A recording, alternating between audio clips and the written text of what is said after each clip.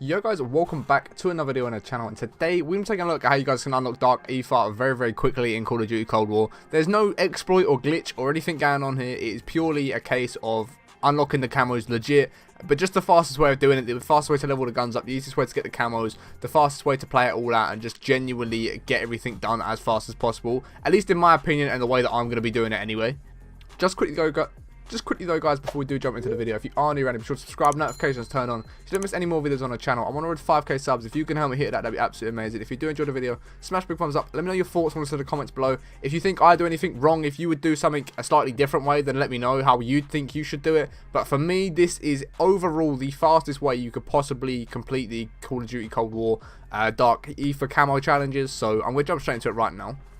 So obviously guys, when it comes to camos, you're going to want to be getting the gun at max level as fast as possible. That's the main thing you want to start off with to begin with, as at level 50 you unlock the final camos to unlock, which are the infection ones, which you then have to go and do within the game. So the fastest way that I would even start playing towards the Cold War camos and just the zombie camos in general is I would go over back to the main menu. If there's a double XP weekend or double weapon XP weekend, make the most of it. I'd then come over to here and put double XP weapon tokens on. Obviously don't do this if it's a double weapon XP weekend because they don't stack. And if you haven't got any left on Cold War, go on to Warzone or Modern Warfare, whichever one you played. Obviously Warzone's the one now, so then put a token from Warzone on. Do this all through the menus. I don't know if it changes it, but basically what I do is go from Cold War and then via the menu I'll go to Warzone, load up Warzone, put a double weapon XP token on Warzone, come back to Cold War again via the menu from Warzone into Cold War, and then I will have the double XP on there, because it does actually cross over even though they're not available in each game, if that makes sense.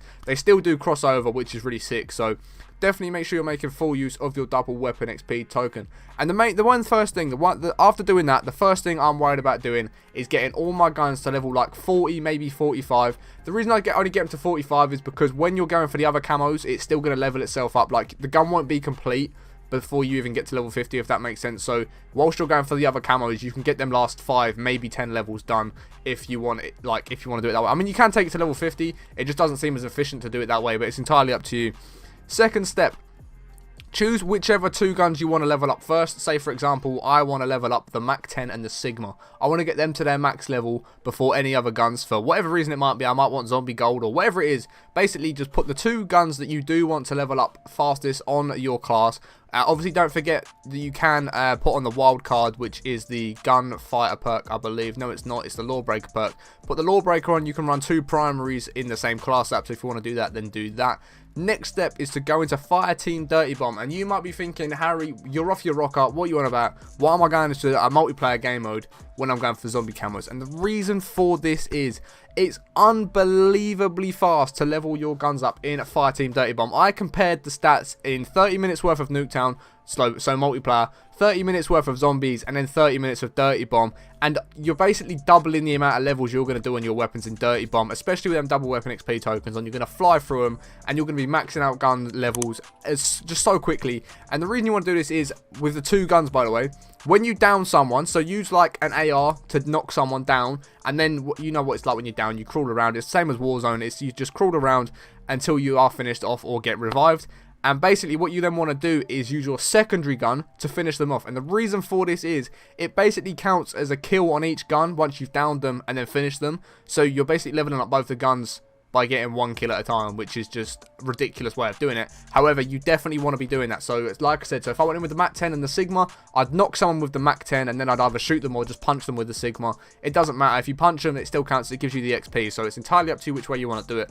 But that is exactly what you want to do. You've been going into Fireteam Dirty Bomb. If you play it with a squad, it's actually really fun game mode. A lot of people hate it. I hated it to start off with. But if you play it with a squad and you actually play for the objective and just have a good time, it's actually a lot of fun and can be really fun. And is by far the most efficient way of leveling up your guns. So the reason you want to do this is you want to get your guns to level 40/45 as fast as possible. And this is going to allow you to do that. This is going to be the way that you are going to go and do that. And I know a lot of you zombie players probably are going to moan at me in the comments, and you're going to give me a load of sticks saying, I don't want to play multiplayer. Just find a squad to play with. Even if you play on your own, it's not as fun, but even if you play on your own, after maybe an hour, you'll be maxing out weapon levels. Maybe 2 hours, you'll be maxed out weapon levels, and then you can take them back into zombies. And then that's when the fun part starts, especially for you zombie grinders that really want to play zombies. Obviously then you're going to equip both the guns, so I'd go into zombies, I'd make a Mac 10 class, and then it'd be level 50, which as you can see mine's level 53. I'd then be going into zombies, and the minute I load into zombies, like the second I load into zombies, I can achieve every single camo challenge possible. And like I said, Jimmy, you're going to be leveling up your weapons twice as fast. So in the time that you've got up to level 50, in zombies you'd have got it to like this camo, maybe this camo. So you're still missing out on all these camos. And yes, I understand, if you're leveling the guns up in zombies, you're going to start completing these ones.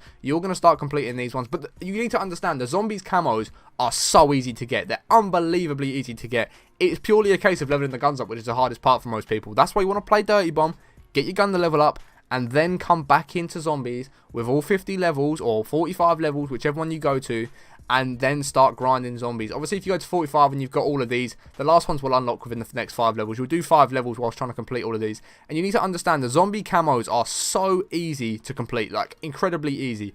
One tip I would make for you guys going for zombie camos is write down the amount of kills or what certain different category of kills you need, if that makes sense. Say for example you've done half the vintage ones, right? You've done half the fit. That's not a great example because it's only 15.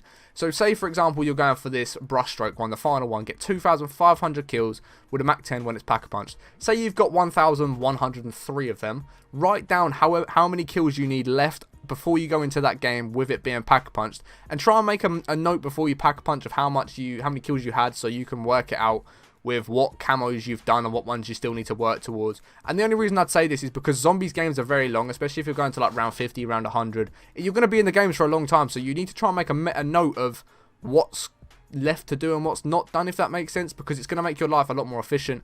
And once you know, say if you think, okay, so I'm like 5 pack-a-punch kills away, but we're still going to play this for ages, get the pack-a-punch kills, get it gold. Or if you feel like there's one thing or maybe 2 things that you've not quite finished off and you can't be bothered to finish them off in this game because it's higher rounds and it becomes a little bit more difficult, maybe just change your gun, then start working on a different gun and get them camos in as well, if that makes sense. So play it like that. That would be my best advice. That's the fastest way I know of doing it. I done my AK-74U in literally an hour and a half on a stream the other day. So if you guys want to go and check that stream out to believe me, then you can do that. If you want to see my past broadcasts on Twitch, I'm going to be doing a lot more zombie camos, especially when the new maps do end up dropping, whenever that might be, because I'm hoping they're going to be a bit more complex and a little bit more tricky to actually get to the higher levels and just actually be a bit more fun and complicated, because I do find that zombies at the moment for me is a little bit boring. I get a bit bored after running around for like half an hour to an hour.